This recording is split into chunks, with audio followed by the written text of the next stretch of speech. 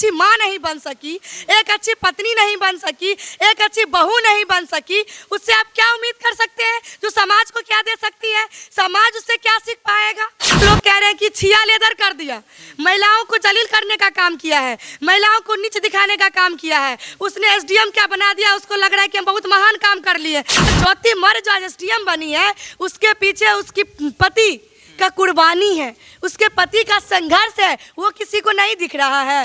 हर काम वो पति ने किया है, खाना तक पैक किया है, उसका कपड़ा तक साफ किया है, उसको छोड़ने लाने तक का काम किया है, इंटरव्यू दिलवाने तक का काम किया है, उसकी हर छोटी से छोटी अब बड़ी से बड़ी ख्वाहिशों को पूरा करने का उस पति ने काम किया। अब मैडम कुर्सी पे बैठ गई तो उन्हें लगा कि भाई अब हमको आगे भी तो बढ़ना है, आगे चीज़ों को, अपनी पर्सनैलिटी को भी तो डेवलप करना है। लोग कहेंगे अरे 4th ग्रेड कर्मचारी के साथ घूम रही है, उसका पति तो 4th ग्रेड कर्मचारी है, तो सो कुछ टोन सुनने को ना मिले, इसलिए मैडम फेसबुक के जरिए दूसरा अफेयर शुरू की है। आलोक मौर्य उसने वीडियो क्यों नहीं बना रही है? देखिए, जिस होटल में वो दोनों साथ ठहरे थे, वो होटल तक का वो आलोक मौर्य ने नाम बताया है कि इस होटल में 5,000 रुपया पे किया गया है, इस कमरे में ये दोनों जो है सो अपना बिताया है, रात बिताया, चाहे दिन बिताया, जो भी बिताया है। ज्योति मौर्य जी आज इसलिए चुप्पी साधी हुई है क्योंकि उनके पास कोई शब्द नहीं है जो समाज को वो दे सके, क्योंकि समाज की औरतें उनसे शर्मिंदगी महसूस कर रही है। वहाँ के गवर्नमेंट, वहाँ के पदाधिकारी से मैं मांग करती हूँ कि ज्योति मौर्य और ये मनीष दुबे को, दोनों को अविलंब बर्खास्त करते हुए कानूनी प्रक्रिया में कानूनी कार्रवाई होनी चाहिए और आलोक मौर्य को न्याय मिलना चाहिए। अगर पुरुष हमें समाज में जलील करने का काम कर रहा है, पुरुष हमको नीचा दिखाने का काम कर रहा है, हमारी गंदगी को समाज में दिखाने का काम कर रहा है, तो हम वुमेन कार्ड खेलें, हम दहेज उत्पीड़न के मामला में उनको अंदर करवाने का काम करें। मौर्य जो है वुमेन कार्ड खेल रही हैं आलोक मौर्य के साथ। बिल्कुल वुमेन कार्ड खेल रही है, इसलिए खेल रही है, नहीं तो दहेज का मामला कब चलता है? शादी से 1 से 1.5 साल के बाद शुरू हो जाती है, तो इतने दिन में आपको अक्ल नहीं आया?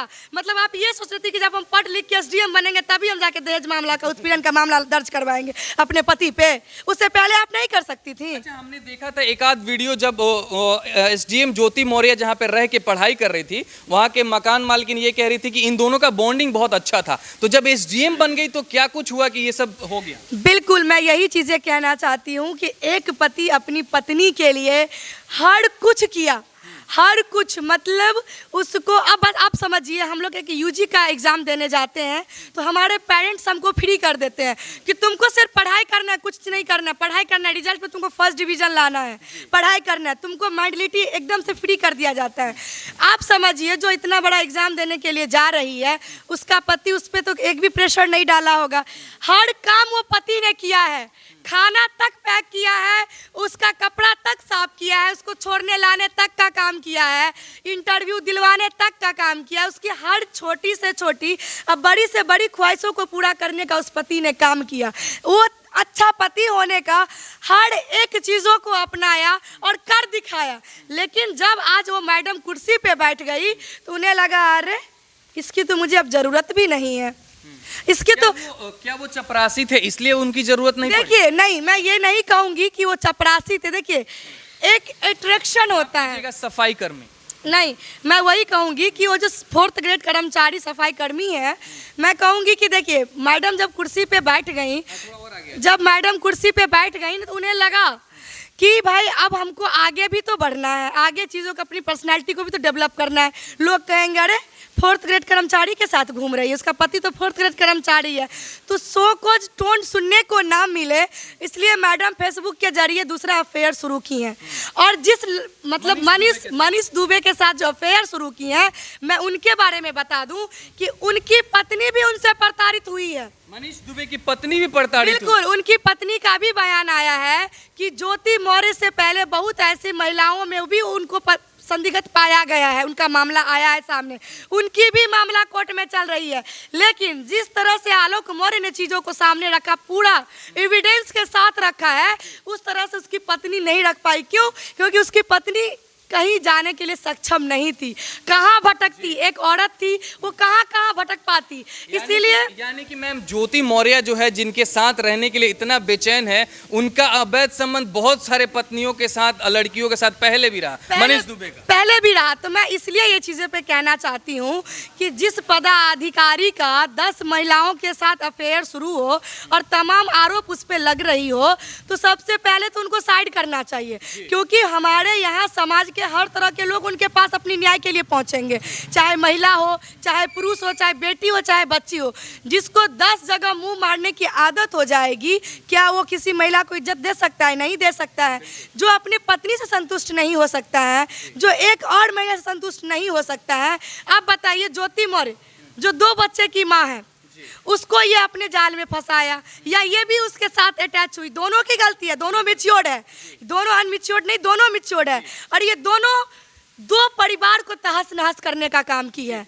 अच्छा मैम, बहुत सारे लोग ये कह रहे थे, मैंने कमेंट पढ़ा कि अगर आलोक मौर्य संबंध बनाते हुए देख लिए थे अपनी पत्नी ज्योति मौर्य को, तो उन्होंने वीडियो क्यों बना लिया जो चिक चिक के चिल्ला रहे हैं और कह रहे हैं? जी, मैंने ये बात मैंने सुना है कि लोगों ने कहा कि उसने वीडियो क्यों नहीं बना लिया। देखिए, जिस होटल में वो दोनों साथ ठहरे थे, वो होटल तक का वो आलोक मौर्य ने नाम बताया है कि इस होटल में 5,000 रुपया पे किया गया है, इस कमरे में ये दोनों जो है सो अपना बिताया है, रात बिताया है, चाहे दिन बिताया, जो भी बिताया है।